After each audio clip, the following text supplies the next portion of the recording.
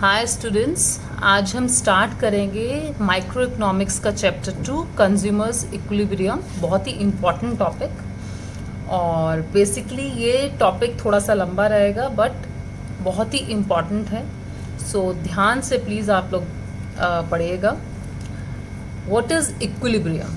Equilibrium क्या होता है? It means a state of rest और पोजीशन ऑफ नो चेंज।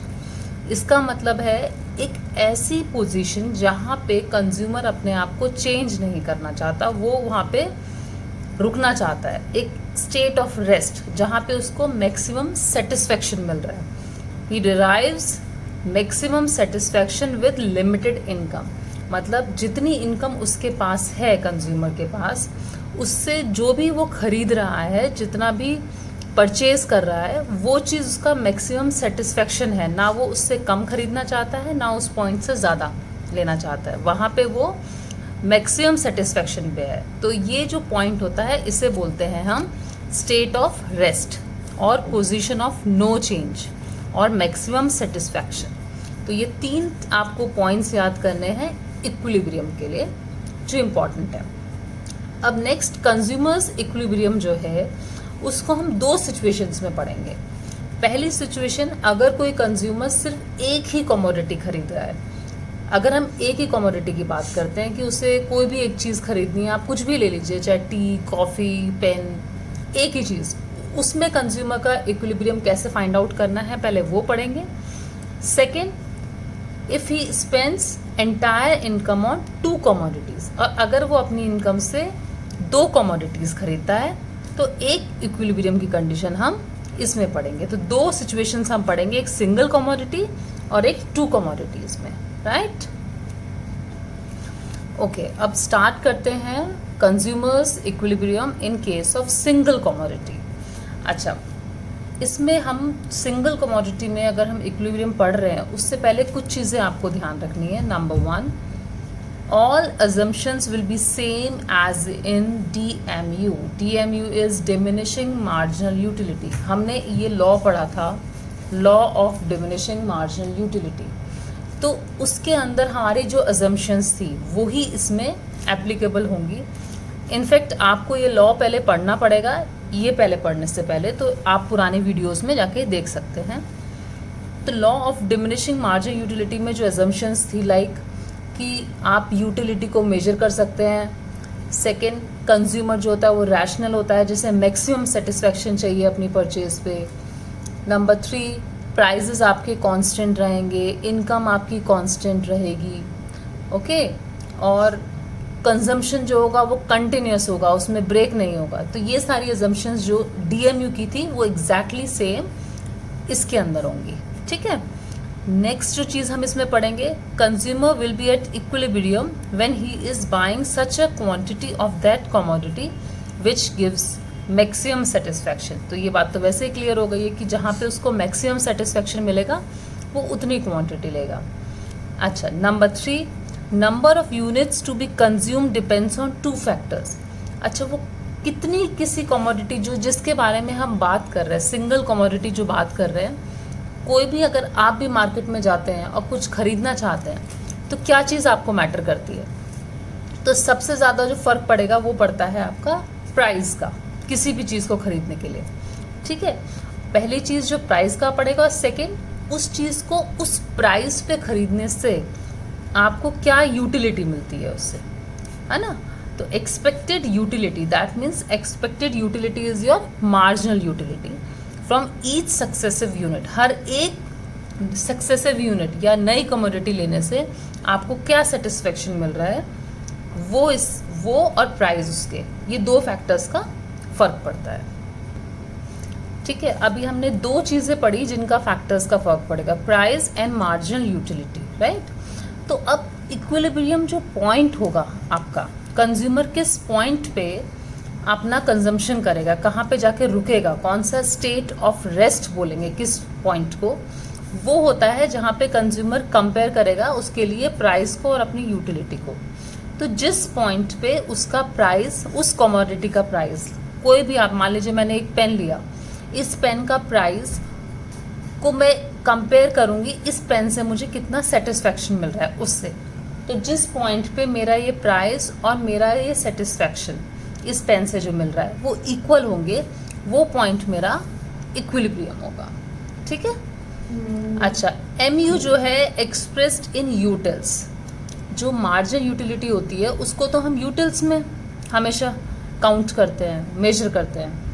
और प्राइस जो होते हैं किसी भी कमोडिटी के, जो प्राइस है, कॉस्ट है, वो मनी में होती है। अब अगर हमें इन दोनों चीज़ों को कंपेयर करना है तो एक को यूटिल्स, मार्जिनल यूटिलिटी, और प्राइस को रुपीज़, तो ये दोनों चीज़ें तो अलग अलग हो गई कि इसको आप रुपीज़ में ले रहे हैं, इसको आप यूटिल्स में ले रहे हैं। तो कंपैरिजन कैसे होगा? कंपेयर हम सिर्फ तब कर सकते हैं जब दोनों चीज़ें एक ही यूनिट में हों। तो हम प्राइस को तो यूटिल्स नहीं कर सकते, तो हम मार्जिनल यूटिलिटी को रुपीज़ में कन्वर्ट कर देंगे। ठीक है, तब इन दोनों को हम कंपेयर कर लेंगे। तो इसको MU को रुपीज़ में चेंज करने का एक फॉर्मूला होता है। तो for comparison they should be in same units, so MU in utils expressed in terms of money. इसको हम मनी की टर्म में कन्वर्ट करेंगे।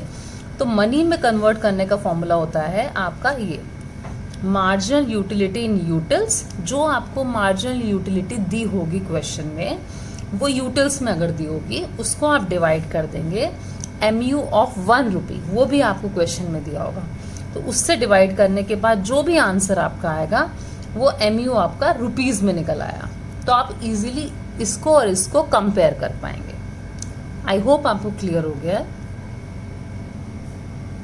अच्छा, अब आपका MU ऑफ 1 रुपी होता क्या है? मार्जिनल यूटिलिटी ऑफ 1 रुपी। जो आपने मार्जिनल यूटिलिटी को रुपीज़ में या मनी में कन्वर्ट करने के लिए आपने क्या किया, जो यूटिल्स आपको MU के दिए हुए थे, यूटिल्स में दी हुई थी आपको MU, उसको आपने इससे डिवाइड कर दिया था। ये होता क्या है? MU of 1 rupee is extra utility obtained with an additional rupee spend on other goods. मतलब जो भी एक्स्ट्रा रुपी आप स्पेंड कर रहे हो दूसरी एक गुड पे, उससे जो यूटिलिटी मिल रही है दैट इज MU ऑफ 1 रुपी। वो इस 1 रुपी की वैल्यू है। ठीक है, तो उस वैल्यू को हम यूटिल से डिवाइड कर देते हैं। फॉर्मूला आपको बता ही दिया है, MUX should be equal to PX, जिसमें X जो है आपकी वो कमोडिटी है, कि marginal utility of X commodity should be equal to price of X commodity. अच्छा, इसमें अब दो कंडीशंस आपकी आती है। If MUX is greater than PX, आपका जो इक्विलिब्रियम है वो सिर्फ तब होगा जिस टाइम आपका मार्जिनल यूटिलिटी प्राइस के बराबर है। ये तो कंडीशन ठीक है कि इक्विलिब्रियम के लिए आपकी ये कंडीशन होनी चाहिए। अब आप मान लीजिए कि ये कंडीशन आपकी नहीं है, आपका जो MUX है, आपको अगर मेरा पेन लेती हूँ एज ए कमोडिटी, मैंने यहाँ पे X दिया हुआ है, इसको मैंने पेन मान लिया।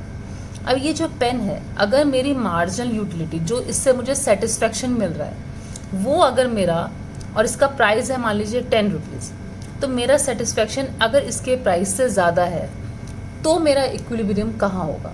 मुझे इक्विलिब्रियम के लिए ये दोनों चीज़ें बराबर चाहिए, satisfaction should be equal to the price. तो उसके लिए क्या होगा? Consumer is not at equilibrium. भाई अगर इसका MU ज़्यादा है PX से तो इक्विलिब्रियम के नहीं हूँ मैं। तो he goes on buying because satisfaction is more than price. अब मुझे इससे सेटिस्फेक्शन ज़्यादा मिल रहा है तो नेचुरल है मैं इसको और ज़्यादा खरीदूंगी। मैं इतना खरीदती रहूँगी, as I buy more and more unit MU will fall. उसकी वजह से क्या होगा, मेरी जो यूटिलिटी है एक बार के बाद मैं इससे बोर हो जाऊँगी। मैंने इतना ये खरीद लिया तो मेरी जो यूटिलिटी है, जो सेटिस्फेक्शन इससे है, वो धीरे धीरे कम होने लग गया। पहले तो वो ज़्यादा था प्राइस से, अब वो धीरे धीरे इतना कम होगा कि वो प्राइस के इक्वल हो जाएगा। ठीक है, और ये जो कम होता है ये किस लॉ पे डिपेंड करता है? Law of marginal diminishing marginal utility. ये हम पहले पढ़ चुके हैं कि कोई भी चीज़ का अगर आप कंटिन्यूस यूज़ करते हैं, कंजम्पशन करते हैं, तो वो एक बार के बाद उसकी यूटिलिटी कम होती ही रहती है। तो वो भी इस पेन के साथ होगा। तब तक मेरी यूटिलिटी कम होगी जब तक वो प्राइस के बराबर ना आ जाए, और जैसे ही वो प्राइस के बराबर आएगी मुझे मैक्सिमम सेटिस्फेक्शन मिलेगा और वो पॉइंट मेरा इक्विलिब्रियम पॉइंट होगा। ठीक है। अच्छा, अब अगर मेरा MUX जो है, जो मेरा सेटिस्फेक्शन है इस X से और इस पेन से, वो कम है इस प्राइस, इसके प्राइस से। अगर इसका 10 रुपीज़ प्राइस है, मुझे सेटिस्फेक्शन कम मिल रहा है उससे, तब क्या होगा? Then also consumer is not at equilibrium, ठीक है। Then he will have to reduce consumption. अगर मुझे सेटिस्फेक्शन कम मिल रहा है प्राइस से, तो मैं नेचुरली मैं इसका कंजम्पशन कम कर दूँगी, भाई मुझे पसंद नहीं आ रहा है, मैं कम करती रहूँगी। और वो तब तक कम होगा जब तक मेरा MUX is equal to price. I will reduce the consumption of X to raise satisfaction. अगर मैंने इसका कंजम्पशन कम किया तो मुझे लगा हाँ अब मेरी इसका क्या कहते हैं कम कंजम्पशन हो, अब मुझे प्राइस के हिसाब से ये ठीक लग रहा है कि ठीक है इतने प्राइस में इतना ही यूज़ होना चाहिए ये चीज़, तो मेरा फिर MUX will be equal to PX जब हो जाएगा तो वो मेरा इक्विलिब्रियम पॉइंट हो जाएगा। I hope it's clear to you. Okay, अब हम एग्जाम्पल कर लेते हैं इसका।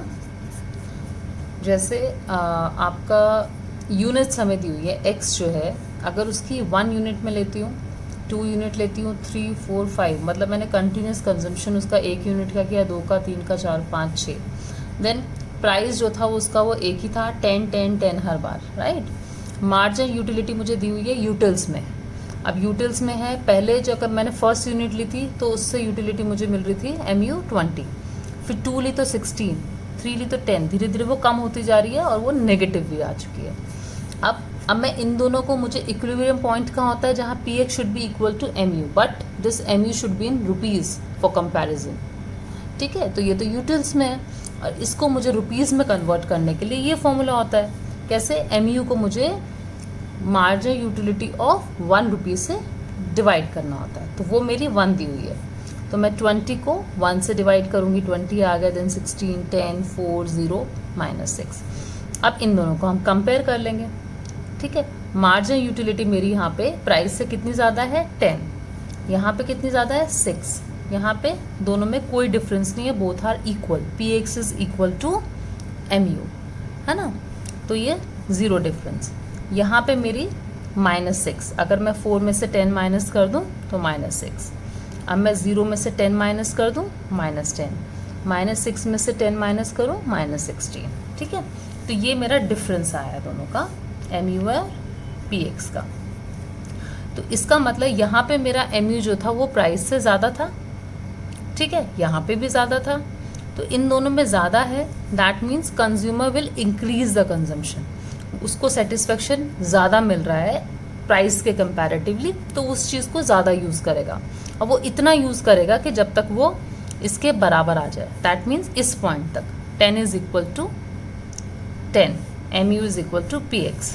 तो ये वाला जो पॉइंट है कंज्यूमर इक्विलिब्रियम, क्योंकि आगे वाले पॉइंट्स में जो MU है, जो यूटिलिटी है वो कम है PX से, तो वो अपना कंजम्पशन जो है वो डिक्रीज करेगा, वापस जाएगा, बैक में जाएगा। तो ये वाला पॉइंट जो हमारा हो गया वो कंज्यूमर्स इक्विलिब्रियम पॉइंट हो गया। अब आप देख सकते हैं कि मनी में कन्वर्ट करने के लिए MU को ये फॉर्मूला था हमारा, this should be equal to PX, इसको हम ऐसे भी लिख सकते हैं, बात एक ही है। अच्छा, अब आपका हमने सिंगल कमोडिटी में पढ़ लिया है, क्लियर हो गया है। अभी हम लेते हैं 2 कमोडिटीज़। वैसे तो कंज्यूमर 2 से ज़्यादा भी कमोडिटीज़ पे अपनी इनकम खर्च करता है, बट अगर हम कोई ग्राफ लें या कुछ लें या फिर अपनी कन्वीनियंस के लिए हम 2 कमोडिटीज़ लेते हैं, ठीक है। तो इस consumer's equilibrium in case of 2 commodities is also known as law of equi marginal utility. एक तो इस नाम से हम इसको बोलते हैं, या लॉ ऑफ सब्स्टिट्यूशन भी बोलते हैं, क्योंकि 2 गुड्स के सब्स्टिट्यूशन की बात होती है, और गॉसेंस सेकेंड लॉ भी बोलते हैं, ठीक है। तो ये 3 नाम है जिस नाम से इसको बोला जाता है। अब सेम एग्जैक्टली जैसे सिंगल कमोडिटी की बात हुई थी, इसमें भी this law is also based on law of diminishing marginal utility and same assumptions will be applied in this, okay. अच्छा, इसमें हमने 2 गुड्स ले लिए हैं, X एंड Y। 2 गुड्स हम लेके चलते हैं कि कंज्यूमर 2 गुड्स पे अपनी इनकम को खर्च कर रहा है। अब कंज्यूमर ने एलोकेट कर दिया अपनी इनकम को बिटवीन 2 गुड्स। अब law of equi marginal utility क्या बोलता है, इसमें होता क्या है? इसमें 2 कंडीशंस होती हैं। Number 1, a consumer gets maximum satisfaction when ratio of MU of 2 commodities and their prices are equal. पहली कंडीशन ये होती है कि कंज्यूमर को मैक्सिमम सेटिस्फेक्शन चाहिए कि वो कब मिलेगा, जब दोनों कमोडिटीज़ की मार्जिनल यूटिलिटी का रेशो किसको बोलते हैं, अगर हम एक के नीचे mu ऑफ x लिख के mu ऑफ y लिख दें, ठीक है, दोनों का रेशो बराबर होता है आपका देयर प्राइजेस, यानी प्राइस के रेशो के। अगर ये इक्वल आ जाता है दैट मीन्स ये आपका इक्विलिब्रियम पॉइंट है। और सेकंड कंडीशन ये होती है कि mu falls as consumption increases, कि जैसे जैसे आप कोई भी चीज़ का कंजम्पशन बढ़ाएंगे उससे आपकी यूटिलिटी कम होती जाएगी धीरे धीरे। तो ये तो आपकी law of diminishing marginal utility में भी आपने पढ़ा है। तो mu falls as consumption increases, तो दो कंडीशंस इसके अंदर अप्लाई होंगी।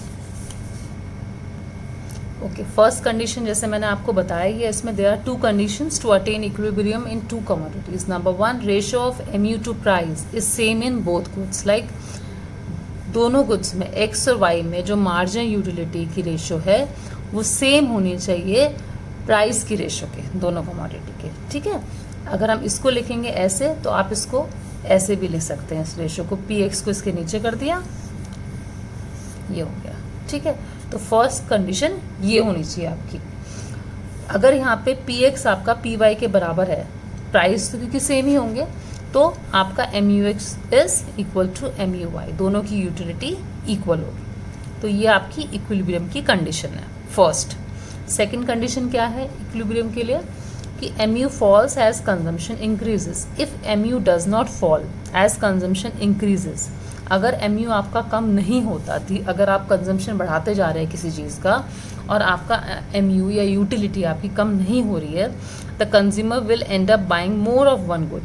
तो वो एक ही गुड वो खरीदता रहेगा बार बार, वो x से y की तरफ क्यों जाएगा अगर उसको x से ही बहुत सेटिस्फेक्शन मिल रहा है। तो ऐसी ये जो कंडीशन होती है अनरियलिस्टिक है, क्योंकि कोई भी कंज्यूमर एक टाइम के बाद हर एक चीज़ से बोर हो जाता है, तो वो एक टाइम के बाद शिफ्ट होता है, ठीक है, और वो कभी भी इक्विलिब्रियम कंडीशन पे नहीं पहुंच पाएगा पोजीशन पे, ठीक है। तो इसके लिए ये कंडीशन भी ज़रूरी है कि mu should fall as consumption increases and mux should be equal to muy। ये कंडीशन, दोनों कंडीशंस आपकी फुलफिल होनी चाहिए दो कमोडिटीज़ के केस में। और सिंगल कमोडिटी में क्या है, mux should be equal to px, ठीक है। आई होप आपको क्लियर हो गया है। अभी आगे क्या करते हैं। अच्छा, अभी जैसे हमने सेम सिंगल कमोडिटी में पढ़ा था, मान लीजिए एक कंडीशन लेते हैं कि अगर आपको इक्विलिब्रियम के लिए दोनों चीज़ इक्वल होनी चाहिए, अगर ये इक्वल नहीं है तो क्या, if it is not equal mux upon px is not greater than muy upon py, इसकी रेशियो इससे ज़्यादा है, तब क्या होता है, consumer is getting more mu in case of good x। इसका मतलब ये हुआ कि उसको x से ज़्यादा सेटिस्फेक्शन मिल रहा है, ठीक है, कम y के कंपैरेटिवली। तो क्या करेगा वो कंज्यूमर जो है ज़्यादा से ज़्यादा x खरीदता रहेगा जब तक उसका mu, उसको जो सेटिस्फेक्शन है वो ज़्यादा मिल रहा है, और लेस ऑफ y को कम खरीदेगा।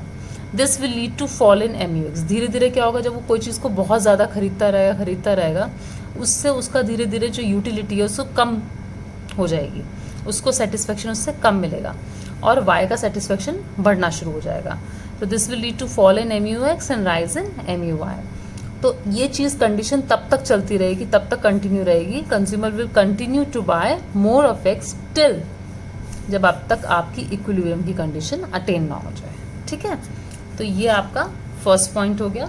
नंबर 2, अगर mux अपॉन px आपका less than muy upon py है, तो अगर दूसरी कंडीशन अगर ये कम है तो इसमें क्या होगा, consumer is getting more mu in case of good y, यानी इसमें इसको y से ज़्यादा मार्जिनल यूटिलिटी मिल रही है, ज़्यादा सेटिस्फेक्शन मिल रहा है। So he will buy more of y and less of x, ये कम खरीदेगा ये ज़्यादा खरीदेगा, और वो तब तक खरीदता रहेगा जब तक उसको इससे ये mu है वो कम होना ना शुरू हो जाए और इसका बढ़ना ना शुरू हो जाए, ठीक है। धीरे धीरे एक कंडीशन ऐसी आएगी जब ये नीचे जाएगा और ये ऊपर जाएगा, जब ये दोनों बराबर हो जाएंगे, तो वो कंडीशन आपकी इक्विलिब्रियम कंडीशन होती है, ठीक है। तो टू कमोडिटीज़ के केस में भी आपका ये है कि आपको लेना पड़ेगा, ये क्वेश्चंस आपके ज़रूर आएंगे कि टू कमोडिटीज़ के केस में अगर वो नहीं है इक्वल, ग्रेटर है कोई या लेस है, और सिंगल कमोडिटी का भी आएगा, तो आपको ये पॉइंट्स पूरा लिखना पड़ेगा।